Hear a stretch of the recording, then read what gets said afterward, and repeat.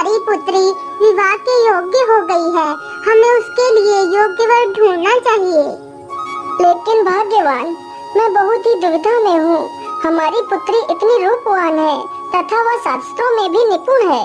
आखिर उसके जैसा योग्य वर कहाँ से लाऊं? लेकिन हमारी पुत्री के लिए वर तो ढूंढना ही पड़ेगा। ठीक है भाग्यवान, मेरे पास एक युक्ति है। हम तीनों ऐसा करते हैं कि भिन्न भिन्न दिशाओं में चले जाते हैं।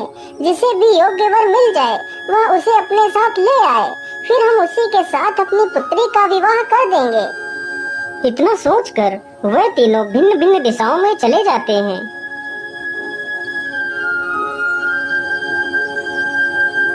ब्राह्मण चलते चलते एक घने जंगल से गुजरता है।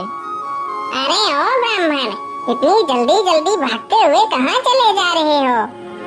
अरे भाई, मैं यहीं पास के गांव में ही रहता हूँ। बस अपनी बेटी के लिए एक वर ढूंढने के लिए जा रहा हूँ। अच्छा अच्छा, ठीक है, तुम अपनी बेटी के लिए वर ढूंढने के लिए चले जाओ। लेकिन उससे पहले तुम्हारे पास जो भी सामान है वह मुझे दे दो, नहीं तो मैं तुम्हें मार डालूंगा। हम दोनों बहुत ही खतरनाक डाकू हैं। जैसे ही वह दोनों अपने चाकू लेकर उस ब्राह्मण की ओर बढ़ते हैं, तभी वहाँ पर उसी गांव का एक नौजवान युवक आ जाता है और उन दोनों को डंडे से मार मार कर भगा देता है। अरे बेटा, तुम कौन हो? और इस ब्राह्मण की जान बचाने के लिए तुम्हारा बहुत बहुत धन्यवाद। पंडित जी, मैं सेठ अमीर चंद का इकलौता बेटा हूँ और इसी गांव में रहता हूँ। अरे वाह, यह तो कितना बहादुर है और इतना सुंदर भी है। तो क्यों ना मैं अपनी बेटी का विवाह इसी के साथ कर दूं। उधर पंडिताइन भी एक योग्य वर की तलाश में इधर उधर भटक रही थी। अरे राम राम, मैं तो चलते चलते थक गई हूँ, लेकिन मेरी पुत्री के लिए योग्य वर कहीं नहीं मिला। चलो ऐसा करती हूँ, इसी जगह पर थोड़ा सा आराम कर लेती हूँ। जैसे ही वह पेड़ के नीचे आराम करने लगती है, तभी वहाँ पर एक जहरीला सर्प आ जाता है। वह सर्प जैसे ही पंडिताइन को काटने की कोशिश करता है, तभी एक चरवाहा उस सर्प को डंडे से मार मार कर वहाँ से भगा देता है। अरे अरे, ये शोर कैसा है? तुम कौन हो बेटा? माता जी, मैं मेवालाल हूँ। मैं अपनी भैंस चराने के लिए यहाँ आया था। तभी मैंने देखा कि एक जहरीला सर्प आपको डसना चाहता था, तो मैंने उसे मार मार कर भगा दिया। अरे बेटा, तुम तो बहुत ही बहादुर हो।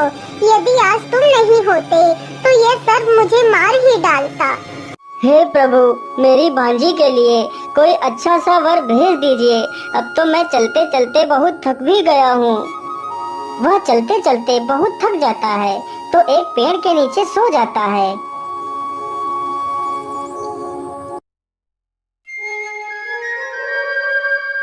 अरे, यह इतनी सुंदर बांसुरी कौन बजा रहा है?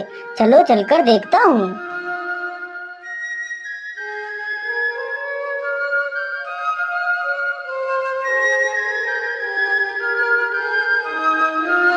अरे वाह वाह, यह तो इतनी सुंदर बांसुरी बजा रहा है। यही है मेरी भांजी के योग्य वर।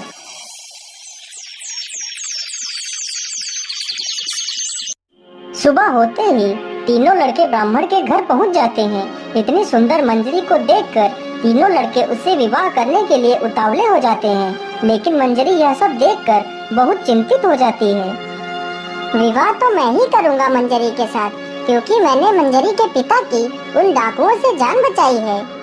अरे नहीं नहीं, मैं मंजरी के साथ विवाह करूँगा, क्योंकि मैंने मंजरी की माता की उस सर्प से जान बचाई है। अरे नहीं नहीं, विवाह तो मैं करूँगा मंजरी के साथ, क्योंकि मैं यहाँ पर सबसे पहले आया था। हे प्रभु, ये सब क्या देखना पड़ रहा है? मैं आखिर अकेले किस किस से विवाह करूँ? इसी प्रकार तीनों आपस में बहस करने लगते हैं।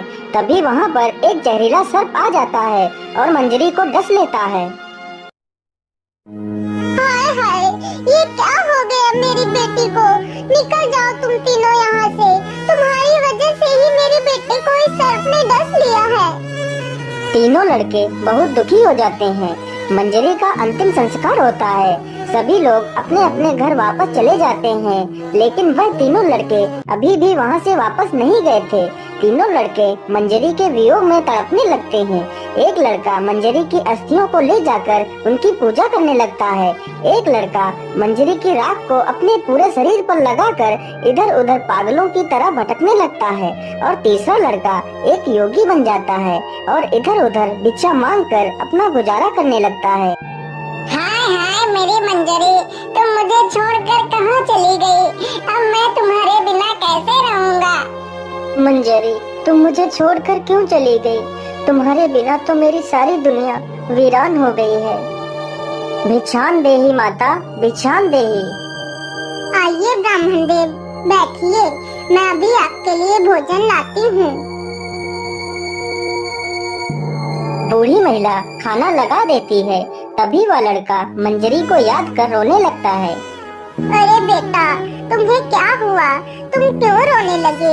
तुम्हें क्या कष्ट है? मुझसे कोई भूल हो गई है क्या पुत्र? नहीं नहीं माता, आपसे कोई भूल नहीं हुई है। मुझे मेरी पत्नी की याद आ गई थी, इसीलिए मेरे आंसू आ गए। अरे बेटा, क्या हुआ तुम्हारी पत्नी को? फिर वह बूढ़ी महिला को सारी कहानी बताता है। पुत्र, तुम दुखी मत हो। अब तो मैं कुछ कर भी नहीं सकती तुम्हारे लिए। यदि तुम्हारी पत्नी की अस्थियां होती तो मैं तुम्हारी पत्नी को जीवित कर सकती थी। लेकिन माता जी, आप मेरी पत्नी को कैसे जीवित कर सकती थी? बेटा, मेरे पास ऐसी जड़ी बूटी है जो मृत शरीर की अस्थियों से भी पुनः इंसान को जीवित कर सकती है।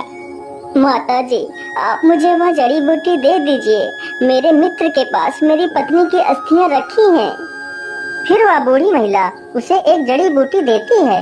वह जड़ी बूटी पाकर वह लड़का बहुत प्रसन्न हो जाता है। अरे अरे भाई, जल्दी करो, मंजरी की अस्थियां लेकर आ जाओ। मैं अभी मंजरी को जीवित कर देता हूँ। वह तुरंत ही अस्थियां लेकर आ जाता है। जैसे ही वह योगी उन हड्डियों पर जड़ी बूटी गिराता है,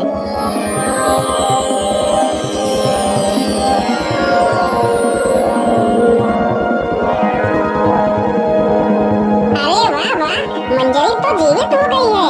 अब तो मैं इससे जरूर विवाह कर लूँगा। नहीं नहीं, जड़ी बूटी मैं लेकर आया हूँ तो विवाह भी मैं ही करूँगा। इसी प्रकार तीनों फिर से आपस में झगड़ने लगते हैं। अरे अरे, आप लोग चुप हो जाइए, मैं फैसला करूंगी। मुझसे विवाह कौन करेगा? आप लोग मेरी बात ध्यान से सुनो। आप लोगों में से जो भी मुझे उस नदी से कमल पुष्प पहले ला कर देगा, मैं उसी से विवाह करूंगी। ये बात सुनते ही तीनों लड़के कमल पुष्प लाने के लिए तैयार हो जाते हैं। उसमें से दो लड़कों को तो तैरना आता था, लेकिन घनश्याम को तैरना नहीं आता था। परंतु मंजरी से विवाह करने के लिए वह भी पानी में कूद पड़ता है। अरे छोड़ छोड़, यह कमल तो सिर्फ मैं ही ले जाऊंगा। मैं ही मंजरी से विवाह करूंगा। अच्छा, बड़ा है कमल लेने वाला, चल निकल यहाँ से। दोनों लड़के कमल को अपनी अपनी ओर खींचने लगते हैं और कमल को नष्ट कर देते हैं। उधर घनश्याम नदी में डूबने लगता है। अरे, ये तो नदी में डूबने लगे। इसका मतलब इन्हें नदी में तैरना नहीं आता था, फिर भी मेरे लिए नदी में कूद गए। मुझे इन्हें जल्दी से बचा लेना चाहिए। इतना सोचकर मंजरी भी नदी में कूद पड़ती है और घनश्याम को बचाकर बाहर ले आती है। मंजरी जी, मैं इसकी वजह से आपके लिए कमल पुष्प नहीं ला सका। आप कोई दूसरी वस्तु मंगा लीजिए। नहीं नहीं, फैसला हो चुका है कि मैं किसके साथ विवाह करूंगी। तो फिर जल्दी से बताइए ना, आप किसके साथ विवाह करेंगी? मैं घनश्याम के साथ विवाह करूंगी। उसका प्रेम मेरे लिए सच्चा है।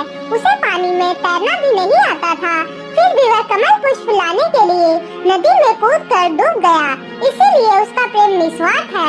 आप दोनों लोग यहाँ से चले जाइए। फिर वह दोनों वहाँ से चले जाते हैं और मंजरी का विवाह घनश्याम के साथ हो जाता है।